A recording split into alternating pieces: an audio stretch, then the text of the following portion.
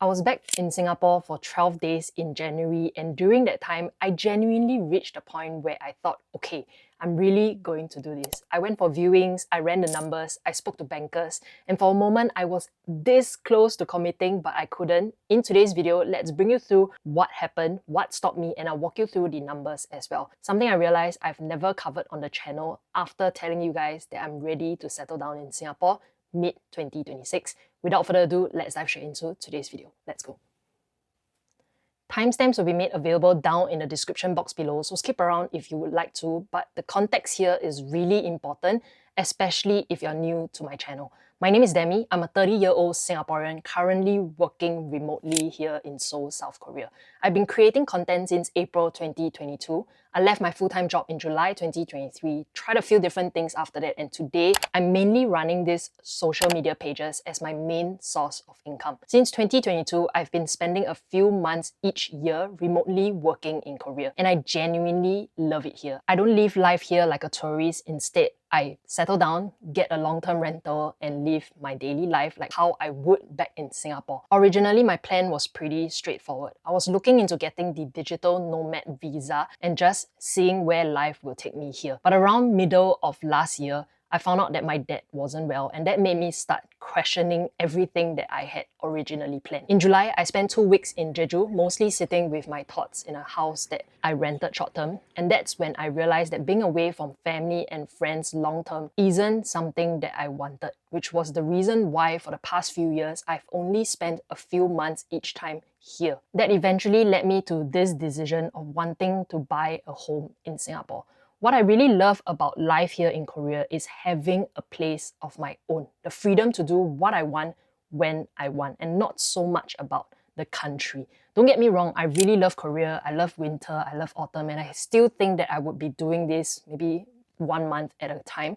But long term, I really just love the space that I have on my own. And that feeling of independence is what planted the seed for this entire home buying journey. Last week, I was back in Singapore for FSM Invest Expo. Then I attended Mumu's creator event as well. During that time, since I was already home, I thought it would be a good time to start viewing some developments.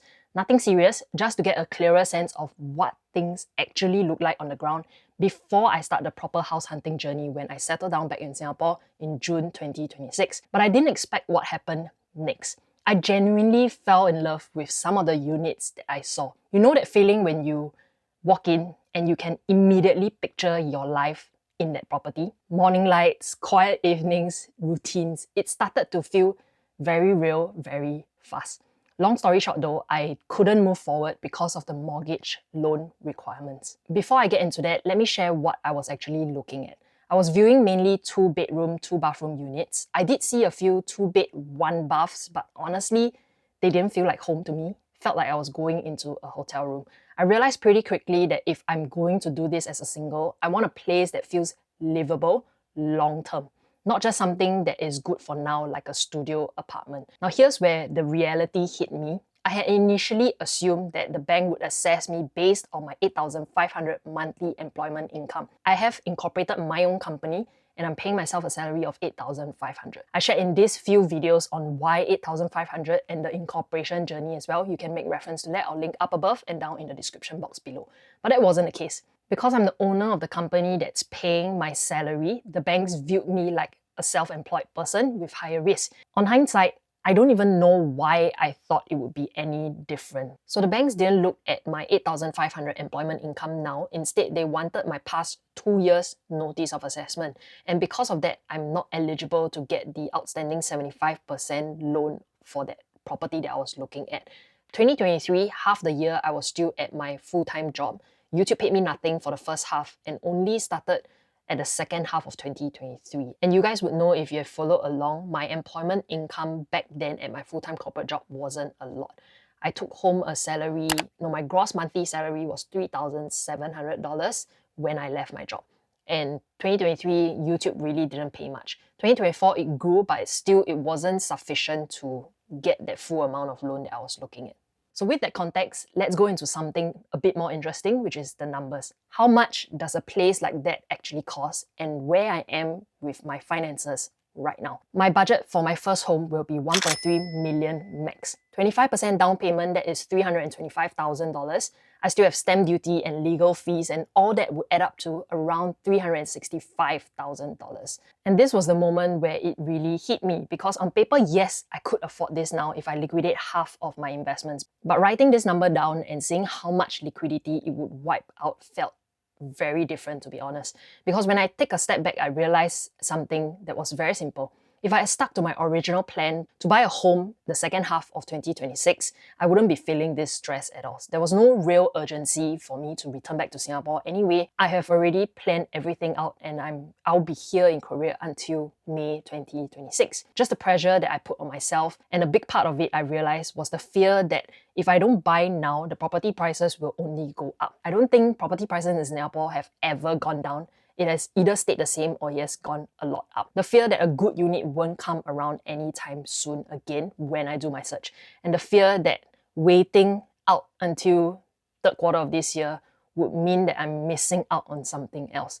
I don't come from money. Everything that I have today was built slowly across the past 5 years. From years of being frugal, from saying no to things that I couldn't afford. That is also the reason why you guys often see me wear the same stuff. I don't have this kind of materialistic desires. Everything that I have today was built from nothing. So when I look at all the numbers that I have, the fear wasn't really about buying the house. It was the thought of wiping out years of effort in one decision and doing it before I was emotionally ready. I realized I wasn't afraid of commitment. I was afraid of the rush. I'm not in Singapore. What am I supposed to do when it comes to signing legal documents, etc.? I was rushing myself when there was actually nobody else rushing me. And that stress I felt was honestly unnecessary. Coming back here to Korea made me sit with my thoughts and what has happened in the past week when I was back in Singapore. I'm really glad I did that house viewings in that short span of time that I was back. I'm reminded that I already have a plan, a timeline, and sticking to that is more than okay. This season of my life is about preparation and probably enjoying the freedom of being debt-free for now.